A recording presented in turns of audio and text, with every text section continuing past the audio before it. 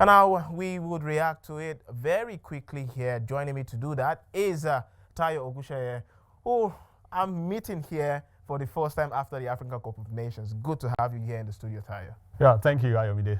Yes, and after 180 minutes of action on the pitch, it took one moment to decide the team that moved straight into the fourth and final round of the qualifying phase for the Olympic Games. And of course, the Super Falcons, they've risen to the occasion. It was Esther Nkoronko. But what have you made of the entire tie after 180 minutes of football action?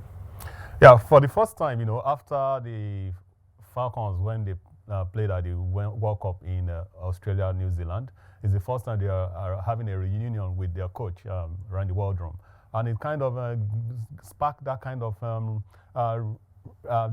of memories that they created right at the World Cup. So the first leg, obviously, ended 0-0, and Nigeria had a goal there. The referee, I don't know what was going through her mind. She had to cancel Esther Ichejine's goal.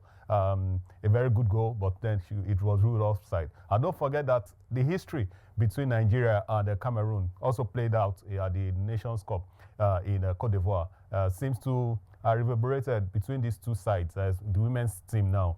And so yesterday's game kind of highlighted it once again. Difficult game, but the Falcons were able to get the goal.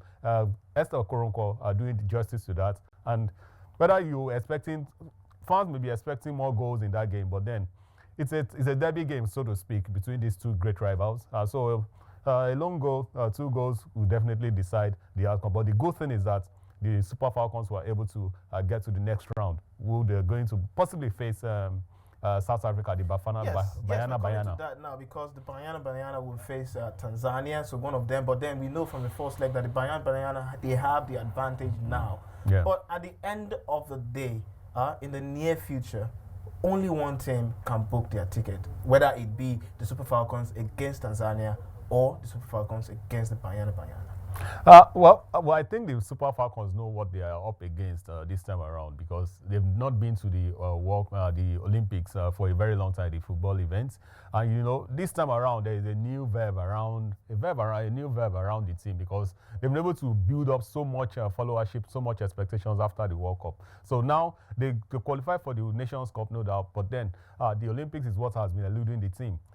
Getting it there and also performing. So they know what they are up against, despite the fact that we know that the Bayana, they've already secured a 3-0 win in the first leg. Today, they will definitely get to the last stage, and the Super Falcons know what they are up against, and I'm sure they are more motivated. The players, young, fresh, they're moving around. Remember, even from the Falconets, 2 players just moved to Real Madrid, women football. That's Esther Iyenezude and Esther Jakaye. So it's looking upswing for the team, but then you can never tell. It's football. You don't know what could happen, but I believe the Falcons know what they're doing because they just need to pick up the momentum, just like what the Super Eagles did in Cote d'Ivoire.